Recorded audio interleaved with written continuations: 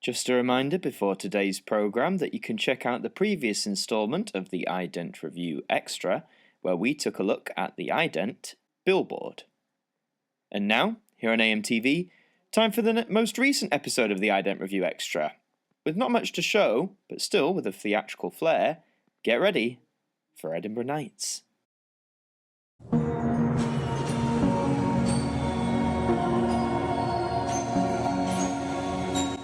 Hello, and welcome to the Ident Review Extra, the spin-off show that takes a look at one individual ident each episode and gives it the review it deserves. And today we continue our marathon through the BBC2 idents of the 1990s.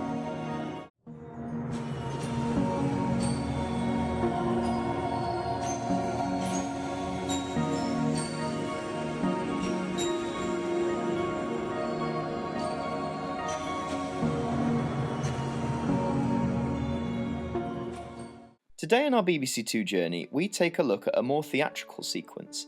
The Edinburgh Fringe Festival was established back in 1947, and every August is host to several hundred performances from a wide variety of theatre companies and artists. Honestly, if you've never been, I'd highly recommend it. I only went for 4 days back in 2015, but managed to see around 25 shows. It's an experience that you'll never forget. Anyhow, in the Fringe's 45th year, back in 1992, it seems BBC2 offered some special programming to cover various events at the festival that year, and in August, a brand new special ident debuted on viewers' screens, titled Edinburgh Nights.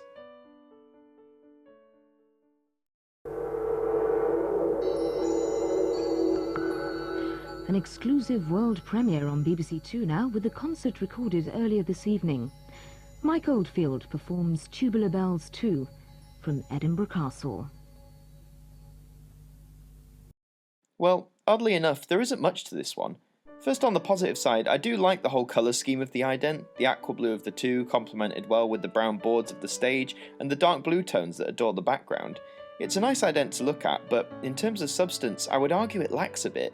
For an ident that is meant to represent the world's largest arts festival, you would have thought a bit more creativity would have been injected into the sequence. All we get is the curtains pulled back to see the two slide onto centre stage with a single spotlight, which, while yes, is charming enough and presents a nice final image, I would argue it doesn't truly capture the creative spirit of the Fringe itself. Every young person who wants to make a career in the theatre, in dance, in music, in cabaret, they should be here, testing out their wares. I would show you more examples of the clip, but this is the only one that currently exists online. A few years ago this ident was considered lost as no clips were known to still exist, so let's be thankful that we have some footage at least to look back on. It's assumed this ident only ran with the corresponding programming throughout the August of 1992, not to be used in subsequent years or even getting a HD upscale in the 2010s like many other idents of the day. But for what it's worth, despite not being the most creative sequence, it still presents a lovely image of the Fringe. Somewhere exciting, where a whole manner of shows await the millions of people that travel there every summer.